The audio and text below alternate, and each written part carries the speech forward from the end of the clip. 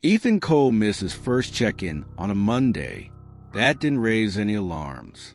Out in the marshlands, radios don't really lose signal. They just stop existing.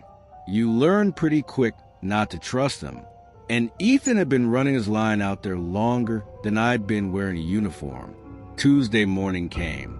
Second check-in, still nothing. I logged it, leaned back, and let it sit. Told myself it was just another dead zone, another routine delay. But when Wednesday afternoon rolled around and the third window passed without a single word, that's when it stopped being routine. I'd been covering that stretch of wetland for close to 5 years, stationed out a small field office most people didn't even know existed. Most of my time was spent solo. Didn't bother me. Working alone changes how you read a place. You stop second-guessing your instincts because there's no one else there to confirm them. You either trust what you're seeing or you don't last long. Ethan was cut from the same cloth. He'd been navigating the deep marsh since the early 90s, setting lines in areas that barely held together on a map.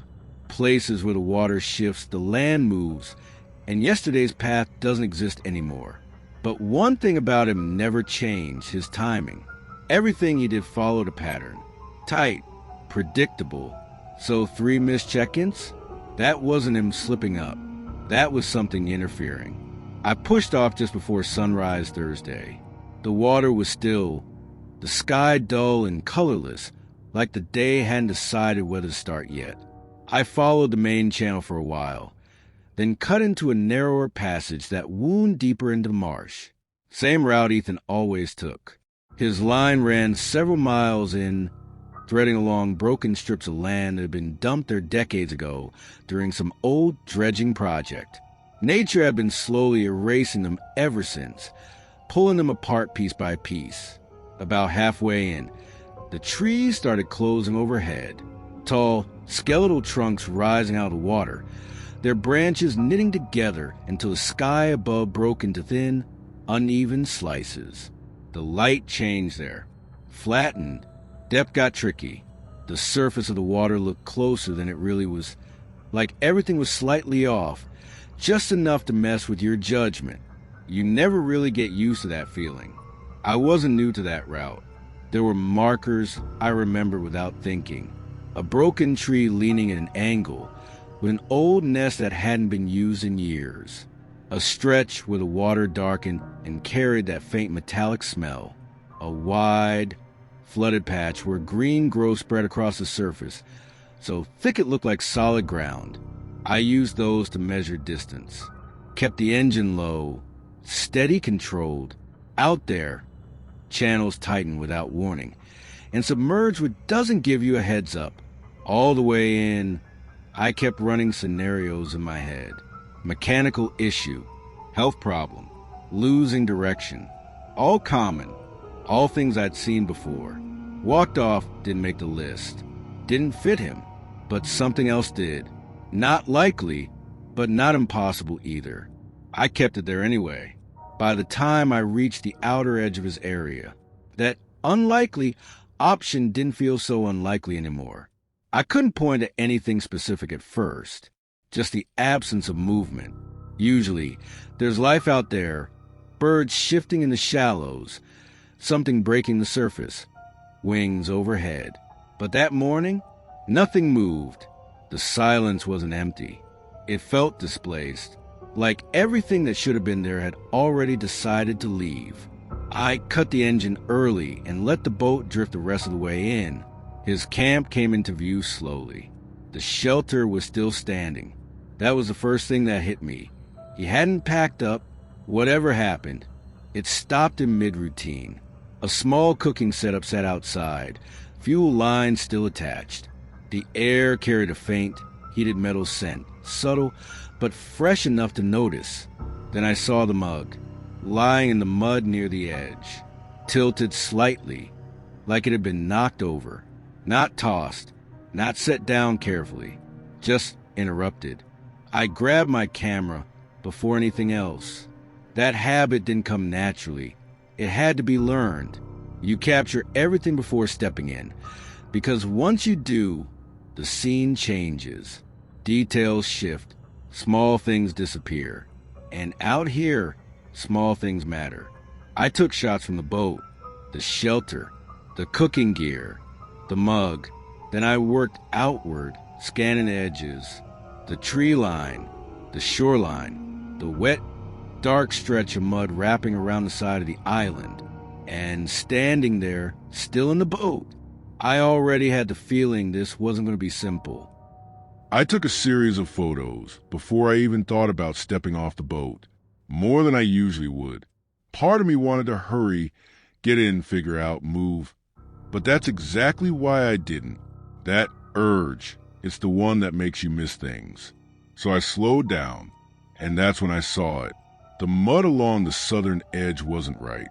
2 grooves cut through it, running side by side, maybe 8 inches apart, perfectly spaced. They started at the tree line and ran straight down to the water. Clean, too clean, not the kind of marks you get from dragging gear or pulling a boat. No breaks, no wobble, no shift in direction.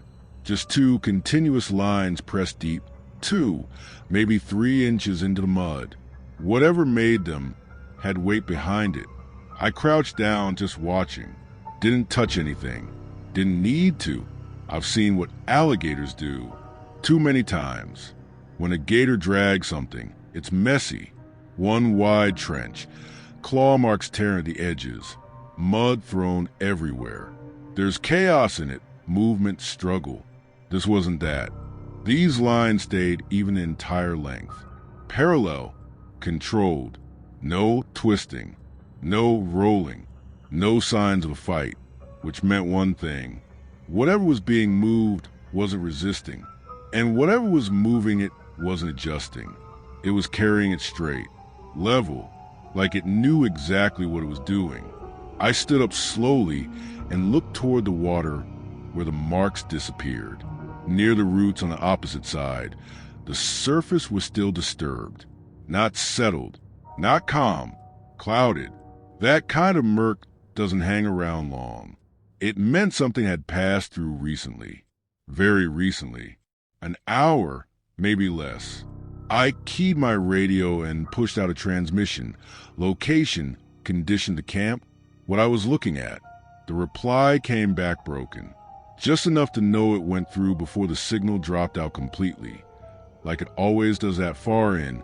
A few clipped words, then static, then nothing, just the water again. I looked back at the tracks, then at the disturbed water. The right call, the one written in every manual, was obvious. Pull back, get to range, call it in properly, wait for backup. Don't follow something you don't understand into terrain you can't control with no comms. Simple rule. I've followed it before. I tied off the boat, checked my weapon without thinking about it, and stepped into the water. It came up fast, cold, thick, pressing against my legs. Took a second for my breathing to settle. Then I started across, eyes locked ahead, straight toward the roots where the water was still shifting, and I followed the trail deeper in. I've tried to explain that decision more than once. It never sounds right. The closest thing to an answer is this.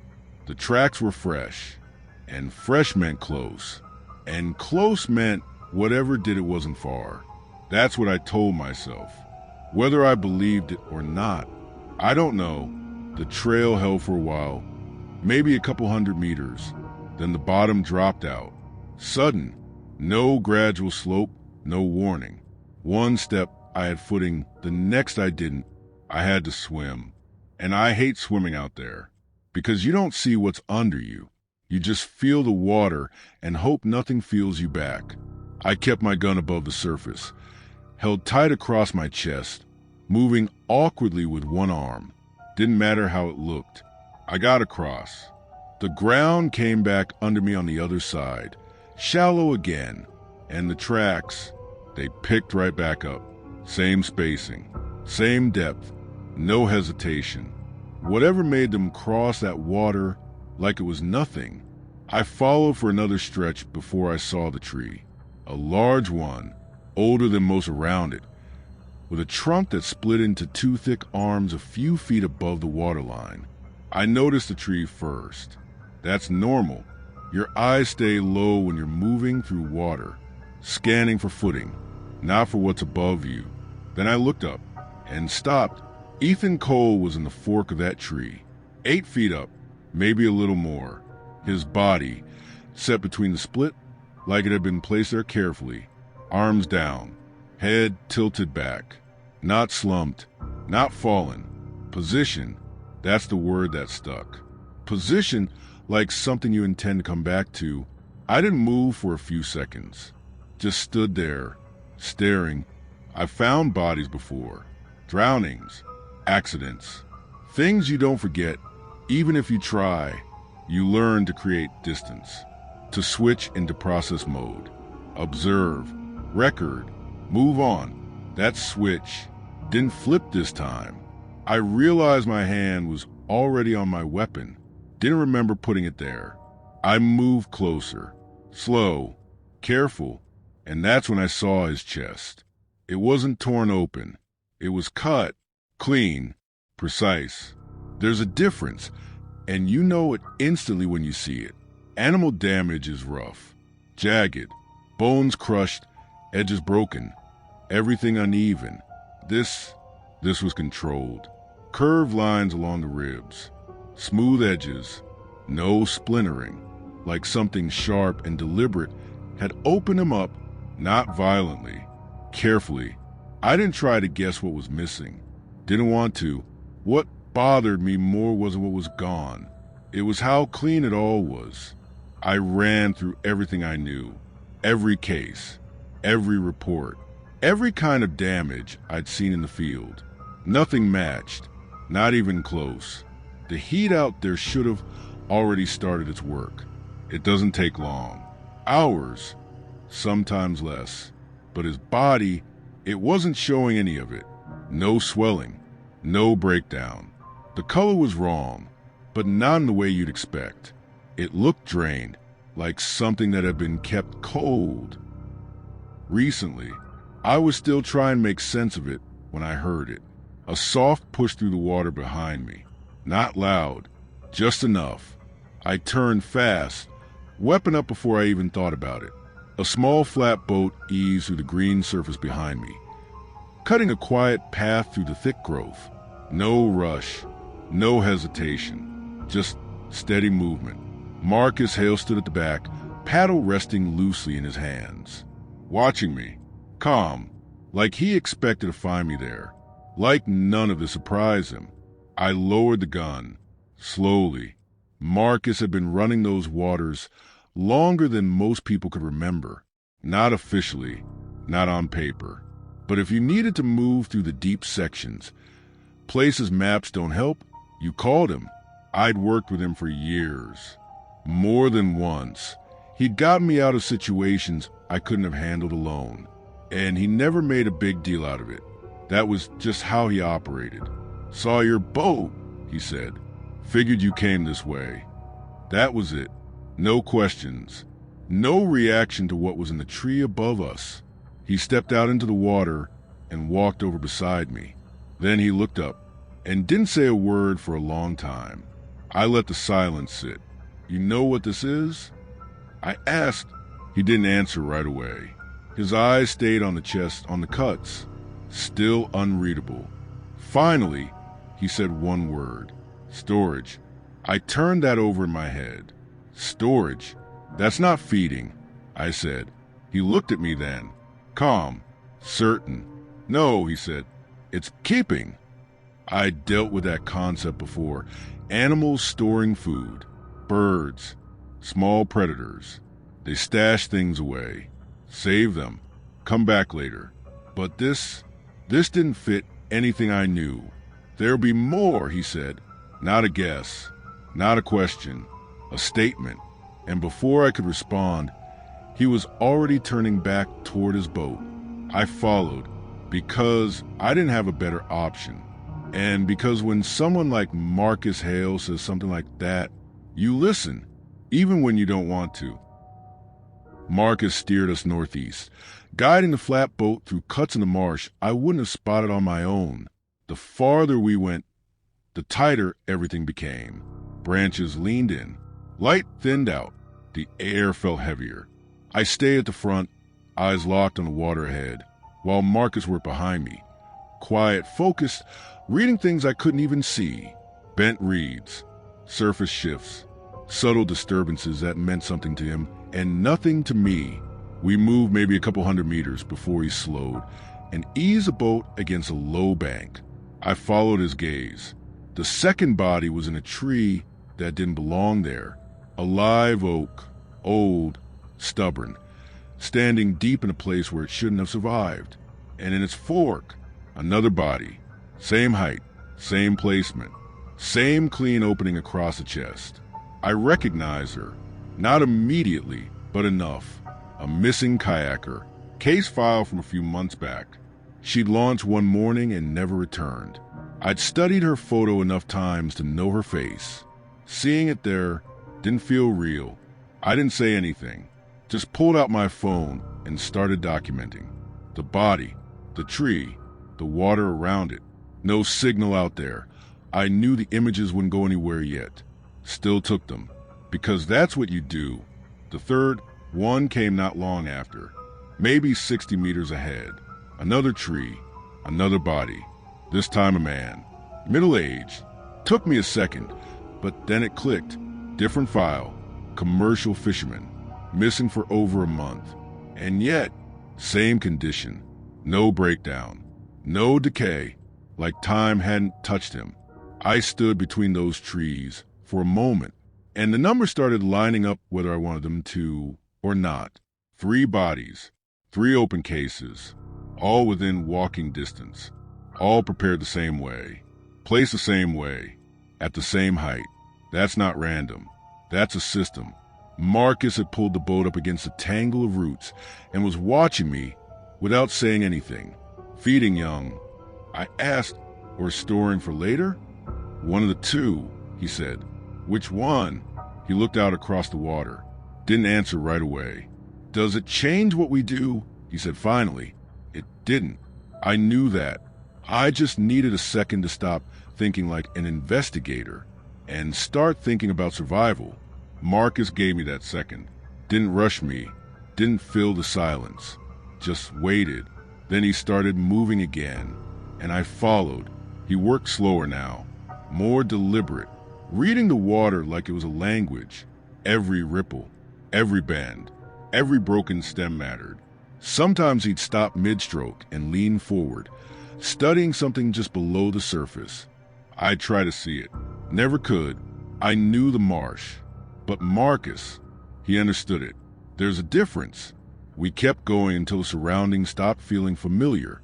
No markers. No signs of past activity. Nothing to orient yourself by. Just water. Trees. Silence. The canopy thickened again, turning the light flat and gray. Out there, the horizon disappears. Everything starts to feel the same, like you've stepped outside of distance itself.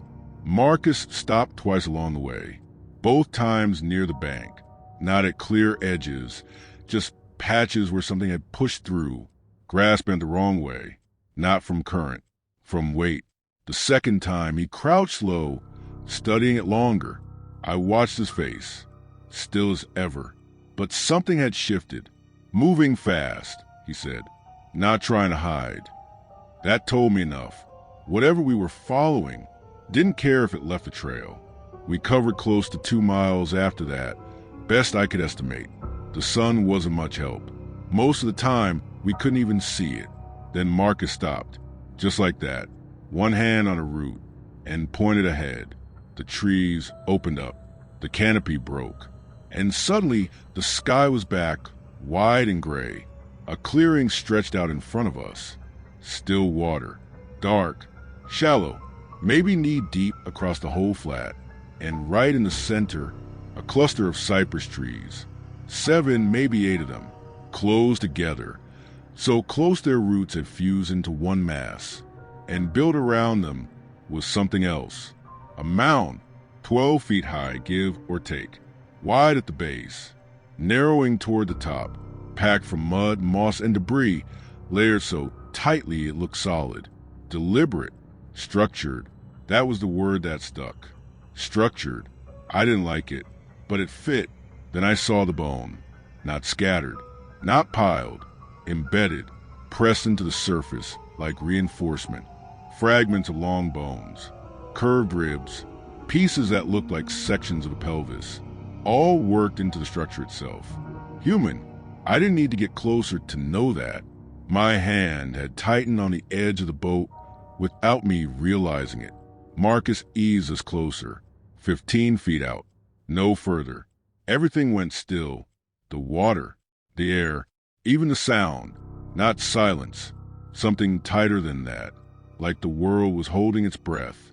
Then, a voice, soft, female, coming from inside the mound.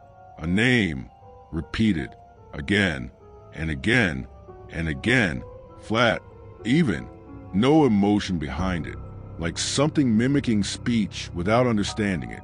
My brain tried to make sense of it, tried to find logic, tried to turn it into something human. It couldn't, because I knew that name. Lena Vargos. I knew it from a report filed 2 weeks ago. Missing woman. Didn't return from checking traps near the outer marsh. I knew it because her file was sitting in my truck, miles away, and I knew it because I'd already found her in a tree, cut open, stored, and now her voice, or something using it, was coming from inside that thing. Marcus grabbed my arm, not forcefully, not to stop me, just enough to make sure I was listening. I looked at him, and for the first time, there was something there, something underneath the calm. My grandfather talked about this, he said quietly. This sound, this place. He paused. 1947, he added. 3 men followed it. I didn't ask what happened. They never came back. The voice continued. Same rhythm, same tone, repeating the name like it was learning it, practicing it. We leave, Marcus said. Now. He was right. I knew he was right. Every instinct, every rule, every bit of training, all pointed the same direction. Get out, call it in, come back prepared. That was the smart decision, the safe one, the one that keeps you alive. I pulled my arm free and stepped off the boat. I don't have a clean reason for that. I've tried to build one. It never holds. All I know is I started moving along the edge of that mound, and even then, I think part of me already knew that was the moment things went too far. Part of it was the cases. 3 missing people. 3 names sitting unresolved in files. And the answer was right there, 15 feet away. I'd spent years out in that marsh chasing questions exactly like this, and now something was finally answering back. Part of it was something else, too. Something I still don't have a clean word for. That feeling you get when you're standing in front of something that shouldn't exist, and your brain refuses to move on until it understands it. Marcus didn't follow me. I heard him behind me, still in the boat. He said my name once, quiet, controlled. Then nothing.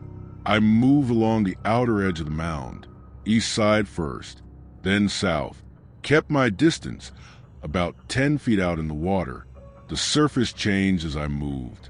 Smoother on that side, more compact. Fewer bone fragments worked into it. I wasn't looking for anything specific, just a weakness, a seam, a break in the structure. The voice had stopped by then, and somehow that made it worse. I found the opening near the waterline, a dark oval, just wide enough to crawl through. The edges were smooth, not cracked open, not forced, shaped. Water flowed straight into it, which meant the tunnel dipped below the surface. No way to see how far. I stood there for a second, water up to my chest, the entrance just beneath the surface line. I had a flashlight clipped at my belt, a flare gun tucked into my vest, something I had picked up earlier without thinking. The air coming out of that opening didn't smell right, warm, Clothes. Organic. But not like the usual rot of the marsh. Something different. I went under. The tunnel wasn't long. 5, maybe 6 feet. I pulled myself through with my hands, feeling along the bottom. Then suddenly there was nothing beneath me. I surfaced inside. I got the light up fast and switched it on. The space was small, 8 feet across, maybe. Low ceiling, packed mud, and hanging moss forming a tight dome above me. The air was thicker in there, warmer. That same wrong smell, stronger now. I swept the light across the space. The far wall, the raised ground just above the waterline. And then, the center, the eggs. 12 of them, each one massive, dark, soft-shelled, arranged carefully in a shallow depression. And over them, something crouched. At first, it looked human, and that was the worst part, because my brain kept trying to force it into a shape it understood. It was still, head lowered, back turned. For a second, a bad second, I thought it hadn't noticed me. Then it turned. Its eyes caught the light. White, flat, reflective, like a deer's eyes in headlights. But wrong. Empty, like the surface had been filled in with something that didn't belong there. Its mouth was moving. That's what I noticed first. Before anything else made sense. It was forming a word, repeating it, over and over. I knew that word. Maya. I'd read it in a report weeks ago. A missing woman. The same one we'd found. Placed in a tree. Opened. Stored. And now, something else was saying her name. In the dark. Over those eggs. Like it was practicing it. Learning it. My brain stalled. Completely. Like it hit something it couldn't process and just froze. I was trying to understand the eyes. The voice. The shape. None of it lined up. And then it moved. Not stood up. Not stepped forward. Launched. One instant, it was crouched over the clutch. The next, it was crossing the space toward me with a speed that didn't make sense. I threw an arm back, pushing away, or maybe I just lost footing. I don't know. All I know is I was suddenly underwater, back in the tunnel, light bouncing uselessly off mud walls, and something grabbed me. Marcus, his hand locked onto the back of my collar, dragging me hard. I kicked, pulled, scrambled, both of us fighting in the same direction. The tunnel felt endless, longer than it had any right to be. Then I broke through. Air hit my lungs. Hard. Marcus was already moving, already saying something, but I couldn't hear it properly. Didn't matter, because behind us, the water moved, and we ran. Waist-deep water doesn't let you run. It fights you. Every step. The current pushes back. The ground sucks at your boots. Your legs move fast, but your body barely follows. Your brain screams faster. Your body refuses. That's what it was. That kind of running. Marcus stayed ahead. Efficient. Precise. Every step placed right. I followed exactly where he went. Didn't question it. Didn't deviate. I looked back once. That was enough. The surface behind us split cleanly. Not scattered. Not chaotic. A straight line. Fast. Deliberate. I couldn't see it. Only the path it carved through the water. And somehow, that was worse. I turned forward again and pushed harder. Marcus cut sharply left through a gap I wouldn't have seen in a million tries. Between roots. Tight space. Then into a shallower stretch. For a moment, we gained speed. I could hear everything. My breathing. Water breaking. And behind us, that same steady movement. Not loud, not frantic, just constant. It wasn't losing us, but it wasn't gaining us faster either. I noticed that, didn't know why, just stored it. Marcus never looked back, not once. He was reading something ahead, navigating by things I couldn't recognize. He knew this place in a way I never would. Not even if I stayed out there my whole life. Where we going? I managed between breaths. No answer at first. Then, without slowing, old survey rig. I didn't know what that meant. Didn't ask. The way he said it, that was enough. Behind us, the trail in the water was still there, still closing. Whatever it was, this place didn't slow it down. It moved through it like it belonged there, and we didn't. She knew the terrain. That much was obvious. She moved through it like it belonged to her, adjusting without hesitation, cutting through paths we struggled to navigate. Marcus angled right, steering toward a thinner patch in the canopy. A faint strip of gray sky showed through. I recognized that kind of light. Open water, or close to it.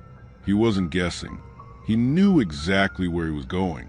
We pushed through the last of the Tupelo cluster and broke into a wider channel. The water deepened suddenly, chest high for a step, then leveled out again. I kept my eyes forward, kept moving, didn't let myself think about what was behind us. Behind us, the surface kept splitting, steady, measured, closing in. Marcus was moving hard now, focused, and I stayed right behind him. Neither of us said it. Didn't need to. We weren't going to outrun it. We were going to have to stop it. There, Marcus said. I almost missed it. Half submerged, tilting hard to one side, caught in a knot of roots where 3 cypress trunks twisted together above the water and spread below like a net. A boat, flat-bottomed, aluminum, about 16 feet, the kind used for survey work. Universities, research teams, people who come out here thinking it's just another field site. I recognized it. There had been a report. Capsized during a storm weeks back. Crew recovered. Boat written off. Left where it sank. I'd read that report and forgotten about it. Now, it was the only solid thing in sight. The motor was still there. That was the first thing I checked. Still mounted. Fuel tank fixed. 6-gallon. If the cap held during the flip, there was a chance it hadn't drained. All that ran through my head in seconds. Marcus was already moving toward it, cutting through the water. I was now on the boat. Behind us. I didn't turn. Didn't need to. The root mass rose a few feet above the surface. The overturned hull sat higher still. Climbing onto it wasn't going to be easy. Marcus reached it first. Turned, faced me, before I could react. He grabbed my belt and shoved upward. Hard. I caught the edge of my arms, dragged myself up, knees slipping against the slick aluminum. The surface was hot from the sun, coated in algae. I pulled myself fully onto it and turned. Hand out. He didn't take it. He stood there in the water, back to the boat, looking out, the way you look when you've already decided something. Marcus. No response. I said his name again. "You've got maybe 40 seconds, he said. Calm. Even. I understood. Immediately. Completely. The motor. The fuel. The mount. He wasn't coming up. He was staying. 11 years working alongside someone, you learn how they think, how they decide. Marcus didn't hesitate, didn't second guess. He had already chosen. He was going to hold it back. Give me time. And nothing I said, nothing I could say, was going to change that. I knew it, so I turned and got to work. The engine compartment was above me now, exposed by the overturned hull. It wasn't sealed anymore. The storm had taken care of that. Inside, almost everything was gone, washed out, except 2 things wedged into a corner, a wrench and a ruined flare kit. I had my own, or rather, the one I'd taken earlier, from Ethan Cole's camp, without thinking, same way I always do things. Routine, habit. The wrench fit the motor bracket badly. Took both hands, stripped the first bolt, got the second loose. The third held everything together. When it gave, The weight shifted hard. The motor dropped. I caught it against my arm. The metal edge tore into my skin. Didn't feel it. Not then. The fuel tank still had something in it. Not empty. Good enough. There was movement behind me. In the water. I didn't turn. I got the motor loose and dropped it into the water beside the roots. Then I followed. Back in, pushing it ahead of me. The mound was maybe 60 feet out. I covered it faster than I should have been able to. Fear does that. The opening was still there, right where I'd left it, just below the surface. I could feel the air pushing out of it again. Warm, rotten, wrong. I forced the motor into the opening. Nose first, jammed it in tight. It held. I cracked the fuel line. Just enough. The smell hit instantly. Sharp, cutting through everything else. I held it there and counted. Slow, deliberate, 30 seconds. Fuel flowed inside, into that enclosed space. Nowhere for the fumes to go. Behind me, the water stopped moving. I didn't turn. I knew what that meant. 30, I pulled the flare gun, pointed it into the darkness, past the motor, and fired. The sound was sharp, flat, then nothing for half a second. And then the mound reacted. Not an explosion, not exactly. More like something giving way. Pressure releasing all at once. The side burst outward. Fire ripped through the structure, following seams in the mud like veins. The top split open. Flames surged upward. Smoke rolled out in thick black waves. And I was already moving. I didn't wait. Didn't look. I turned east and ran. Water fighting every step. Smoke rising behind me. The entire marsh went quiet. Not empty. Waiting. Like everything out there was watching, waiting to see what came next. I didn't look back. Not once. I'd like to say it was discipline, training, control. It wasn't. I just didn't want to see what was behind me anymore. The levee appeared out of the dark, like it wasn't real. One moment, water, trees, smoke. The next, gravel under my boots. Concrete rising up out of the marsh. Solid ground. And for the first time, it didn't feel like enough. Frogs first. That's what you always notice before anything else. And after enough nights in the water, you stop registering them as individual sounds, and they just become part of the background, like the hum of a highway you've lived beside too long to hear anymore. And underneath them, there's a basin itself doing what it always does. Small shifts in the water, the slow pull of current against root and mud, insects rising and falling in uneven waves, the occasional fish breaking the surface with that soft, final slap that never means anything on its own but always makes your attention flick for half a second anyway, and herons moving through the shallows that you hear more than you ever really see. And I know all those sounds, so while I don't have to think about them anymore, I can place them without effort, which is why I knew from the beginning that what I was listening for wasn't any of that, even though I couldn't have told you what it was supposed to be instead. Not in any practical sense, not in a way that would survive being spoken out loud. And it wasn't like I was running a pattern or doing anything disciplined with it either. I wasn't logging positions or trying to map the water the way you would in a proper search.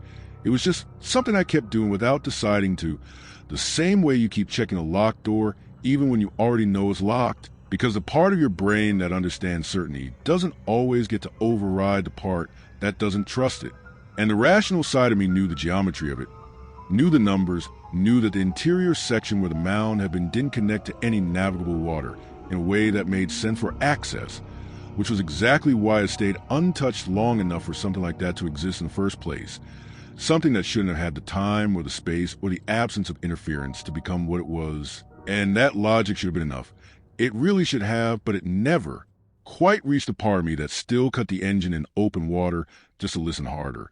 Because there were still 3 eggs I couldn't let go of, not the 9 that went into the report, not the 9 the review board accepted and filed away as fact, but the 12 I had seen clearly, directly, before everything went afire and smoke and movement. 12 shapes in that enclosed air pocket, pressing to mud, like they belonged there more than anything else did.